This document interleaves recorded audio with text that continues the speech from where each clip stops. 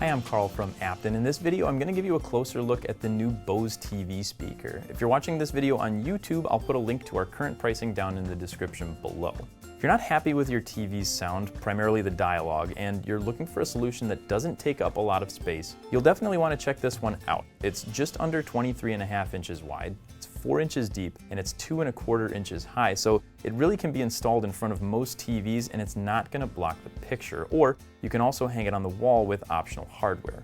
The design's pretty simple, with a metal grille wrapping around the front and sides, and then you have a matte black finish on the top. Towards the left-hand side on the front, you'll see some indicator lights that change colors, and then they blink to let you know what features are being used. And then around the back are all of your input choices. Now on this one, you can choose from an HDMI with an audio return channel. There's optical audio or a 3.5mm auxiliary input, depending on what your TV is going to output. Then there's a USB, but that's only for service, and a plug for hardwiring one of Bose's bass modules in for some extra bass. I'll also put some links to the compatible subwoofers and the cable you'll need down in the description as well.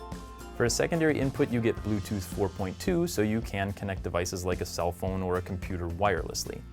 You also get a small remote, which you'll need since this doesn't have any onboard controls. Though, if you're hooked up through the HDMI input and your TV is CEC compliant, which most new TVs are, you'll also be able to use that remote to control the volume on the speaker and can't control the other features for the soundbar.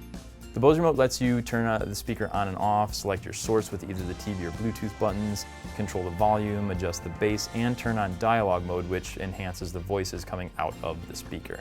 And that's probably the biggest benefit of this one. It does a very good job handling dialogue and making it easier to hear, but the overall sound quality is still very good too, much better than what you're going to get on most standard TVs.